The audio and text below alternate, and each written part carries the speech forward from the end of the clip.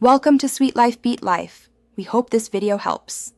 You start by confirming the basics, locate the product ID and license key, and verify the account email used to buy it.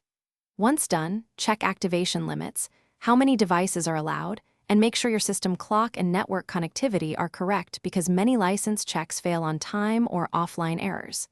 If you used a reseller, have the invoice ready. These steps eliminate simple causes. Once they're clear, you're ready to attempt reactivation with confidence. You now perform the action. Open the product's activation dialog and sign in or re-enter the key exactly as provided. If that fails, run the vendor's repair tool or reinstall just the license/activation components to preserve settings. Make sure firewall or proxy rules aren't blocking activation servers. Change DNS to a reliable resolver or temporarily disable strict filters. While reactivating, watch error codes. They guide the next step. These repairs resolve corrupted activation data in most cases.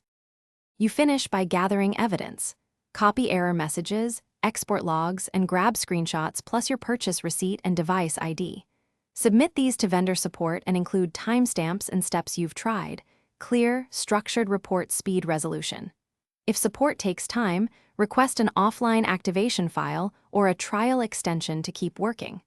One key troubleshooting tip. If activation still fails after vendor steps, create a clean user profile or VM and test activation there to isolate local environment conflict. Thanks for watching. Consider subscribing if we helped you.